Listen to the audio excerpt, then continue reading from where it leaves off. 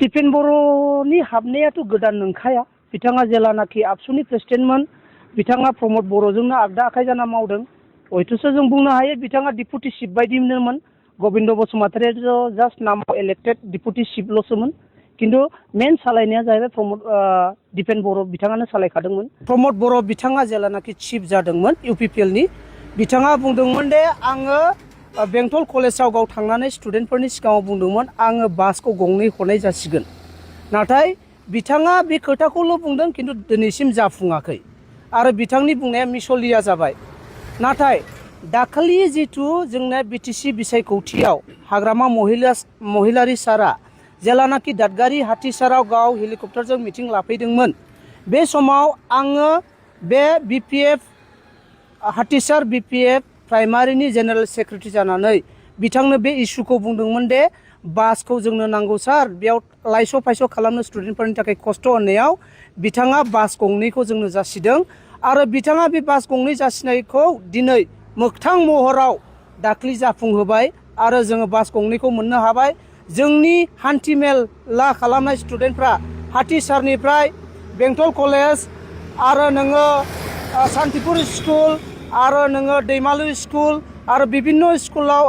जोङो दा सभाराम कलेजाव थांनाय बिथांमोननि हान्थिमेलनि थाखाय बिथाङा जोंनो बास गंनै होबाय बेखायनो जों गोसो गोरबोजों जोबोद हामबायहोयो जोंनि हाग्रामा महिलारि चिफ बिटिसिनि सारखौहाय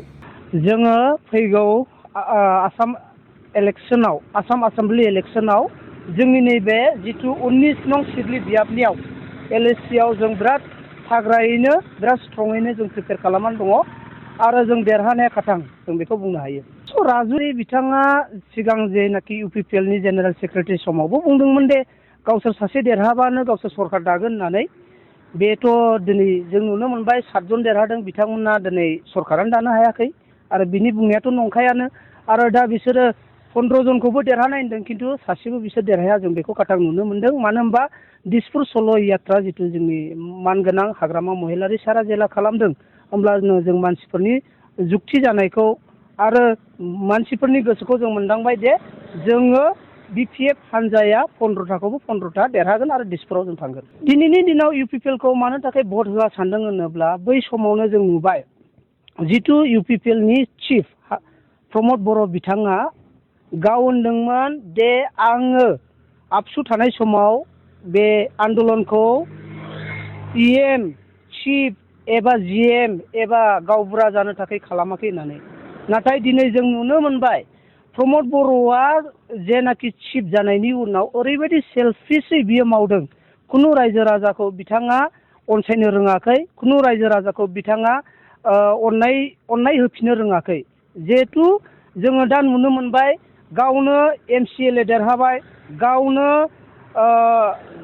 एमपि जाबाय रिसेन्टलि आरो गावनो एमएलएनि केन्डिडेटनि टिकेट बिबावदों स' बेयावनो जों बुंनो हायो दे दिनै बिथाङा सेल्फिस जुदि बिथाङा मोजां लिडारमोनबा बेबायदि गेलेनांगौनि जरुरत गैयामोन आरो बिथाङा